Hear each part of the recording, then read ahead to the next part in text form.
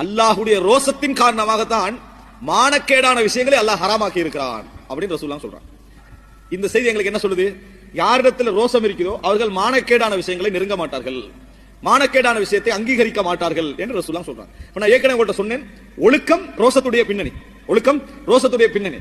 அதனாலதான் ரசூல் ஸல்லல்லாஹு அலைஹி வஸல்லம் சொன்னாங்க, ஸலாஸத்துன் லா யதுகுலூனல் ஜன்னah, 3 பேர் சொர்க்கம் நுழைய மாட்டார்கள். அதுல ஒருத்தர் யாரு? அத்-தய்யூஸ், தன் வீட்டிலே மானக்கேடான விஷயங்கள் நடப்பதை கண்டும் அங்கீகரித்தவர்.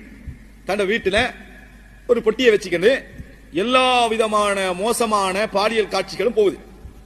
பாலியல் காட்சிகள் தான் எங்க சமுதாயத்தில் மேற்கத்திய வரைவில் கடந்து இருக்குது. விளங்கிட்டா? பாலியல் காட்சி இஸ்லாத்துடைய பார்வையில் ஒழுக்கம் கெட்டது எல்லாமே என்னது? அந்த லிஸ்டுக்குள்ள என்ன செய்யும்? வரும். சினிமால பாலியல் தான். அந்த காட்சிகளை குடும்பம் சகிதமாக இருந்து பாக்குறாங்க. இது ஹஸ்பண்ட் பக்கத்துல ஒரு சேரையும் போட்டு வச்சு அவரும் சேர்ந்து நானும் ஒரு குடும்பத்தில் என்ன ஒரு ஒன்றிச்சு பழகக்கூடிய ஒரு நல்ல ஒரு பண்பாளன் என்று காட்டுவதற்காக இதை அங்கீகரிச்சு அவரும் சேர்ந்து பாக்குறாங்க. அத்-தய்யூஸ் ரசூலுல்லாஹ், இவர் மானம் கெட்டவர்.